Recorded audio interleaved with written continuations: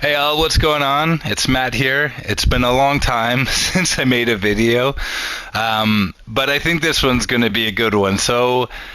Uh, I've been in a bit of a mental state for the last month and a half. In a month from now, I will be celebrating my 40th birthday, the big 4-0, and I'm becoming an old man. I'm already old, but it's like official now.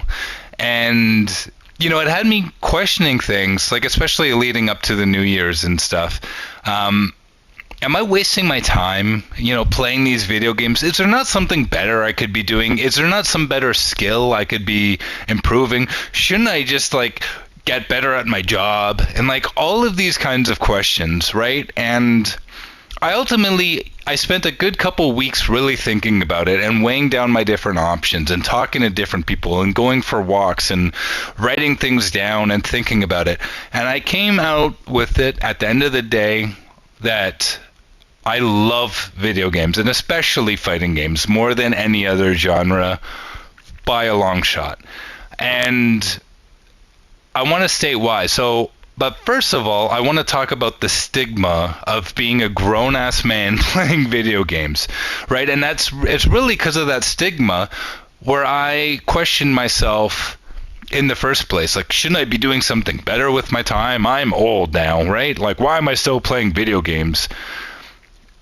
The stigma is that if you're a grown man and you're still playing video games, and some of this stuff may sound harsh, and I don't believe it, but I've witnessed these kinds of emotions in other people.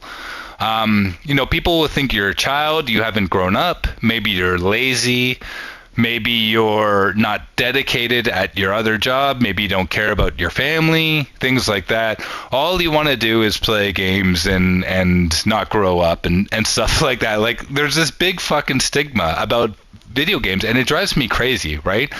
So imagine this scenario. And now if you're watching this, you're probably a gamer, but maybe you're not, right? Imagine this scenario where there's this new you have this great job, and there's this new colleague. They get this new coworker gets hired, and they got this esteemed position, and they have this great history. Where they worked at before, and it seems like they've had a great career. And you go up to them and you ask them, like, after you've introduced yourself and you just chatted a bit, you go, what do you do, like, for fun? Like, what's your hobby? And they go, oh, I play chess. You go, oh, chess. Like, oh, that's awesome, right? Like, oh, you must be really smart. You probably, like, are always looking to get better. I would imagine that you, like, read a lot and that you're, like, really smart and all this stuff, right? And like that, I feel like that's like universal. Like almost everyone would have that kind of reaction. I would. Like, fuck, chess is awesome, right? But now imagine it this way. You ask that same person, what do you do for a hobby? And they go, oh, I play video games. Now, if you're a gamer or someone like me, you'd be like, oh, awesome. What do you play? Like, I play too. Like, what do you play, right? But there's a lot of fucking people out there that would go like, oh, but aren't you like 40? Right? Like, there's really all, and I know this because I've seen it, right? I know people that have really high level positions in large multi-billion dollar companies that don't say that they play video games to other people because other people judge them. They think they don't take their job seriously or anything seriously. They're just a child. Like, it's a child's toy, right? And I definitely understand that notion. But look at what's going on the screen right now. These are two people playing a match. They're trying to win. I know a lot of people, the common observer will think they're just doing random things and it's just like all these cool effects and it's just like all this fun. This is a very intricate game where two people are trying to understand what the other person is going to do next, trying to understand what the other person expects them to do, and try to use those understandings to beat them and trick them, right? And use strategy and think one or two steps ahead to beat them. This is chess. This is essentially chess. Yes, maybe it has a little bit of rock, paper, scissors involved, but this is chess. Right? Like it or not, it's just, obviously it's not the same game as chess, but it's a strategic game that has you thinking just like chess does, right? But people don't look at this stuff this way, right? And so yeah, so that's kind of what I want to say about the stigma of it, and I think it's kind of bullshit. So and you know, people may think that, again, now I'm going to go into like the lack of motivation thing. And there's something I want to get clear. So who I am is I'm almost a 40-year-old man. I own a house. I am married to a beautiful woman who's the greatest person I've ever met in my life. She's my best friend. I never thought I would have met such a beautiful, awesome woman in my life. She's incredible, right? I could not be happier, and I mean that to the bottom of my heart. I have a job where I'm an engineer at my job, and it is for a multinational company. They are currently putting me in a leadership development role because they want me to become a leader. Like, they believe in me, I believe in me. I am good at what I do. I'm very good at what I do, and I do very complicated work that affects people's lives. And this isn't to boast or brag or anything. I take my job incredibly seriously. I take my development in my career incredibly seriously. I take my house incredibly seriously. My wife incredibly seriously. So, but the thing I think the gap is that people will say, well, you can't be taking it all that seriously if you're also focusing in on this kind of stuff, right? This is, you're playing. This is like, but you're putting so much time to playing. So many people will work their asses off, but put an hour or so a night into watching TV or reading a book or doing some other hobby to just relax and feel free. I cannot do that. I cannot relax. So here's me. If I bust my ass for 9-10 hours a day at my job, and then I bust my ass for 1 or 2 hours doing like errands and chores around the house, or maybe spending my time with my wife or whatever, right? Doing dishes, things like that, and vacuuming, whatever, right? And then I just go and watch TV or read for an hour or two. My like energy level and my inspiration kind of plummets, right? And then the next day, I'm not as motivated at my job. Whereas if I get off my job, I do my chores around the house, all that stuff, and then I go and focus on this stuff, and I'm motivated to get better at this. My motivation in general is at its like peak level. I am just so excited to get better in everything I'm doing, that I'm firing on all cylinders, right? My energy may be focused. If I'm working, it's going to be focused at work.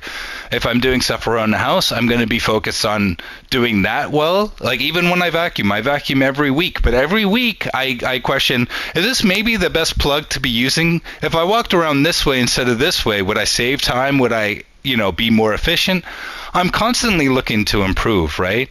And it's just in everything I do. And then when I'm playing video games, again, I'm looking to improve. I'm looking to get better. I keep that motivation up, and it stays up. If I take those couple hours to just relax at night, my motivation the next day is partially diminished. And if I keep it up, it keeps dropping. So I need things that motivate me at all moments of my life to keep me motivated.